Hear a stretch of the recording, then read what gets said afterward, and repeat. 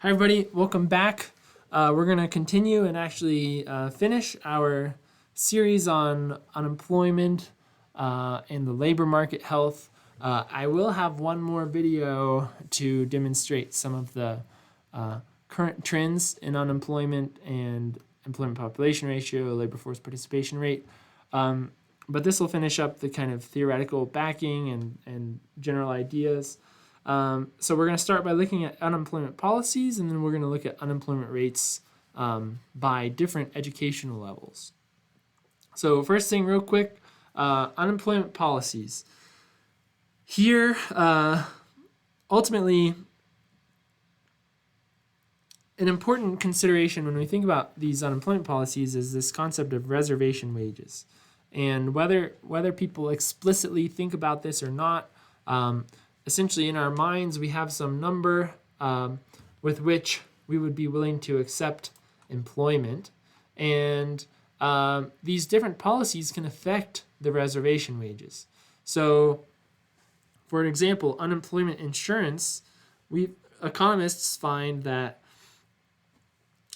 it doesn't so much matter how much unemployment insurance is offered, but ultimately how long it lasts. And as it gets closer and closer to the end of unemployment insurance benefits running out, we see a drastic increase in the number of people entering back into the labor force or searching and finding jobs.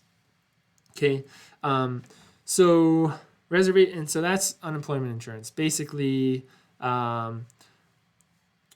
unemployment insurance lengthens the time people remain unemployed. And so ultimately, it's a matter of how long that lasts in order to get them back into a job, not so much the amount of assistance.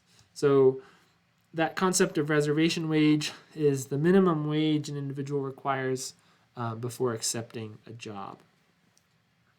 And then, I'll say something about that just briefly, somewhat unrelated here in a second. But one more, right to work states. So right to work guarantees that a person can't be compelled to join a union. And so essentially this is kind of an easier way to see it. If you work in a right to work state, you can't be forced to join a union. You may not be fired if you decide not to join the union. Okay, a couple examples of right to work states are Arizona, Utah. This is at least as of 2021. Texas. Non-right to work states, Colorado, and New Mexico. Okay, and so again, as with unemployment insurance or other government programs, that's just going to affect the incentives about whether to work, where to work, but more so than individual decisions about working, this also has a lot of an impact on where firms decide to locate businesses. So it's kind of a little bit more on the firm side, the decision making going on here, because if you have a company, companies are going to have a larger incentive to work or to set up shop in a right to work state, because then in a right to work state, there's less ability for workers to unionize. And so the incentives are more related to the companies than the people, but just a consideration there. Okay, and then one last thing here on this reservation wage stuff, and let me just open up a little space here. So on reservation wages, this is a little bit more related to job switching, not so much unemployment itself, but job switching. And so let's suppose that there is some sort of wage distribution for people, say college graduates, and we could think about the effect of student loans on if there's an effect of student loans on job switching. So if so, this would be related more to frictional unemployment coming through job transitions. I'm showing this just because I've done some research on this. And so what I basically find, the idea, and then it's supported through the data, is that suppose that we're going to just pick an arbitrary point. And let's suppose that the mean of this wage distribution is $50,000 per year. And let's suppose that that represents the people with no student loans. Make a little more space. And the labor market literature basically suggests, how often are people going to switch jobs? Well, switching your job is going to be some function of the search effort. So the harder you search, the more likely it is you're going to switch. And what determines the amount of effort? That's going to be a function of the possible gains from continued search. So if you have a lot to gain, you search harder. If you search harder, you switch more often. And so the hypothesis would, well, no hypothesis yet. So if these are the people without student loans, by continuing to search, they have the opportunity to achieve some higher level in the wage distribution. So this is their possible gains from continued search. So they're going to have some corresponding level of effort. But there's been research that shows that people with student loans, they start out with lower wages. So I'm, again, just picking an arbitrary point. But if people who have student loans start out at a lower point, they have higher gains from search. All of this extra area here are extra gains from search.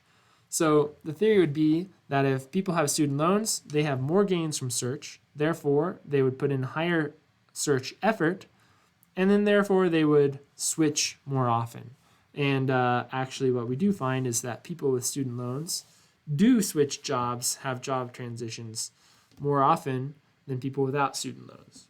So anyway, that's kind of an aside that would potentially then lead to more frictional unemployment. And that's kind of how it relates to this chapter. But just kind of an interesting little aside related also to this idea of reservation wages. We see people with student loans, they set lower reservation wages. They also end up with lower wages, and so on. So anyway, that's just a little aside there. Last thing to finish this off is to look at unemployment statistics and trends by educational level, and then just another short one about student loans there at the end. But as we would expect, and as economic theory suggests, higher productivity should be rewarded through higher wages.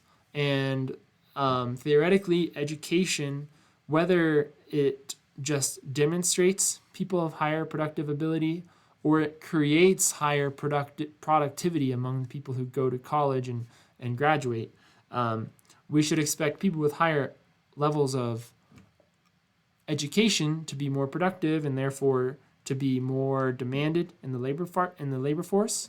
So they have lower unemployment rates and higher earnings. And this is the case. So by and large, we have the higher the degree, the lower the unemployment rate, and also the higher the earnings. And so what we have here is are the trends that we can see there. And as we would expect, we do have a little bit of a difference there in the doctoral degrees. But we might expect the non-monetary benefits with a lot of PhD people, graduates becoming professors. There are the non-monetary benefits like flexibility of schedule, and autonomy of work and what you're working on, what you're researching, what you're teaching. And so having more freedom in what you do, people are often willing to sacrifice some of their pay. So my hypothesis would be that these slightly weaker labor market statistics for doctoral graduates come from that idea that there are some non-monetary benefits conferred. Okay, so anyway, that's some labor market statistics 2018, but these trends generally hold across time and space. So again, another good reason comparing, say, high school to a bachelor's degree, some nice incentives there to work hard and study hard and continue your education. Okay, and then last thing which I want to add here is that it doesn't matter just how much you study, how many years of school you go to, what degrees you get, but also what you study. Okay, and so here, this data comes from the National Survey of College Graduates. It's a public data set. You can go out there and explore it yourself. But what we have here are people who only have a bachelor's degree, so no master's degree, nothing like that. These are individuals graduated from college after the year 2000. Okay, and so here are what's descended by earnings among borrowers. So it's all ranked in this order. I probably did that because that puts economics at the top, right? Computer and information sciences is higher among non-borrowers. But yeah, and so just some statistics here that you can kind of look at and explore. But again, there are some big differences. This isn't so much, I mean, it isn't at all unemployment rates, but it is earnings. And you can see that above average earnings, and below average earnings here. And so just an important thing to think about as you think about school and what you study and where you study. And I'll just leave that there for you to see. Pause it if you need to, but that is going to do it for this set of lecture notes. There will be one more video looking at labor market statistics for the current point in time, but otherwise this is gonna do it for now. Thank you again for watching, and I'll see you in the next video.